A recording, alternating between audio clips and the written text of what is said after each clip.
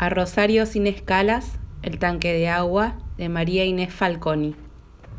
Capítulo 1, 25 de febrero de 2000. Lucas y Rocío, asomados al tanque, miraban en silencio cómo el remolino de agua acababa de tragarse a su amigo Nazareno.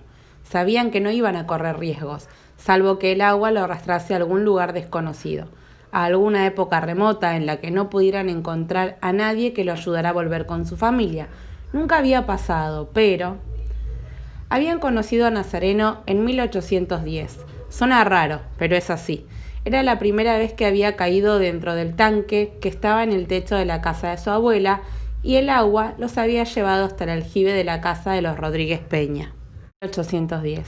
Ahí vivía su amigo, con su mamá y sus hermanas, todos ellos esclavos en la casa de don Nicolás y doña Casilda. Bueno, en ese momento todavía no era su amigo, ni siquiera se conocían. ¿Por qué razón un tanque de agua en el techo de la casa de su abuela en pleno siglo XXI lo llevaba a un aljibe en el siglo XIX? Nunca lo supieron. ¿Y cómo había hecho una india medio bruja para ayudarlos a regresar? Tampoco. Por aquel entonces, Nazareno y Lucas andarían por los 13 años y Rocío tendría 8. Un año había pasado desde aquel momento y sin ningún temor los tres habían ido y vuelto por el agua del tiempo un montón de veces. Así habían conocido a las nietas de San Martín, habían participado de la batalla de San Lorenzo, habían ayudado durante el Congreso de Tucumán y habían echado aceite hirviendo cuando las invasiones inglesas. Viajar en el tiempo se había transformado en algo cotidiano. Lo único molesto era que una vez que caían al tanque no podían saber a dónde iban a ir a parar. ¿Vos creés que Nazareno se volverá a encontrar con San Martín?, preguntó Rocío. Su voz retumbó adentro del estanque. No era una pregunta ridícula. En 1816, Nazareno ya era uno de los granaderos de San Martín y estaba en Mendoza preparándose para cruzar los Andes. Pero el agua del tiempo lo había llevado a la terraza de la abuela, y Lucas y Rocío no sabían si el agua del tanque los devolvería al mismo lugar y a la misma época. No sé, ¿vos creés que Mancha ya volvió? Mancha era el caballo de Nazareno que también la última vez había sido arrasado por el agua. No sé, ¿vos creés que Nazareno corre el riesgo de encontrarse con él mismo? No sé, Rocío, no sé, dijo Lucas malhumorado bajándose de un salto del cajón de frutas que le permitía llegar al borde del tanque. ¿No podés dejar de hacer preguntas sin respuesta? No sé si son sin respuesta, ni sé cuál es la respuesta. Si lo supiera, no te lo preguntaría, se ofendió Rocío y también bajó del tanque. Lo harías igual. Vos nunca dejás de preguntar ni de molestar. Tus palabras me resbalan como el agua de la ducha, contestó Rocío. ¿Cómo qué? El agua de la ducha es una metáfora, contestó Rocío mientras agarraba una revista de Lucas. No es una metáfora, y deja eso. Están para leer, para que las lea yo. De acuerdo, si no leo, hablo. ¿Qué preferís? Prefiero ir a despertar a la abuela para que nos prepare la leche. Lucas se paró, decidido a bajar, y Rocío no lo detuvo. Eso era raro. Seguro que quería quedarse sola para tocar todas sus cosas. Lucas se había armado un verdadero refugio en la terraza. Si llegaba a encontrar algo roto, ya lo iba a escuchar. Bajó, pero no despertó a la abuela. No quería tener que explicar que su hermana estaba en el techo y así deschavar de paso su propio escondite. Rocío era su peor pesadilla, sin duda. Abrió la heladera y encontró los restos de la torta que había comido Nazareno antes de irse. Se sirvió un vaso de agua, buscó el control de la tele.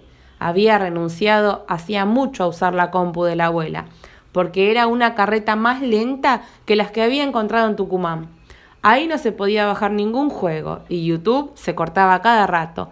Estaba haciendo zapping, desparramado en el sofá, cuando un ruido hizo temblar la casa.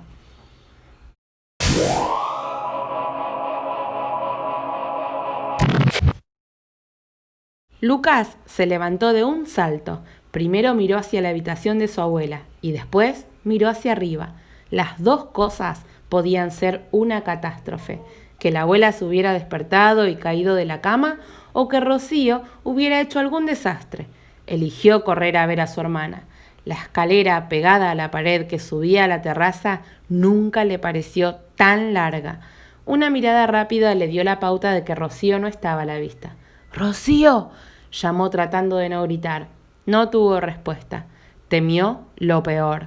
Buscó en el cajón de frutas y se asomó al estanque. El agua todavía daba vueltas a toda velocidad, pero Rocío ya no estaba. ¡Rocío!, llamó.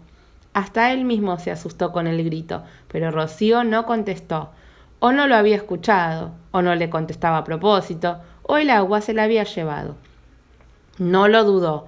Pegó un salto para alcanzar el borde, pasó una pierna y se dejó caer. Para su sorpresa, el agua había dejado de girar. Ahora era el tanque tranquilo de siempre. ¡Rocío!, volvió a llamar, aunque sabía que era inútil. ¿Qué iba a pasar si el agua no lo arrastraba? Siempre que habían caído, la corriente los había empujado a los dos juntos. ¿Y si el remolino no volvía? ¿Y si Rocío no volvía? Nunca habían averiguado por qué el agua empezaba a girar, ni cada cuánto tiempo lo hacía, ni si había alguna fórmula para provocarlo. Simplemente había sucedido, de ida y de vuelta. ¿Tendría que salir e ir a buscar ayuda? No, inútil. ¿A dónde iban a ir? Además, ¿cómo explicar que había dejado a su hermana sola en la terraza y se había caído dentro del tanque? ¿Quién le iba a creer que el agua los hacía viajar en el tiempo? Decidió quedarse flotando y esperar. Tal vez el remolino volviera pronto. Buscó con la vista la soga que ahora, por precaución, siempre dejaban colgando hacia adentro. Ahí estaba. Bien, al menos, si se cansaba de flotar, no correría riesgo de ahogarse. ¡Rocío!, volvió a llamar por las dudas. Ninguna respuesta. Ojalá su hermana estuviera bien. Continuará.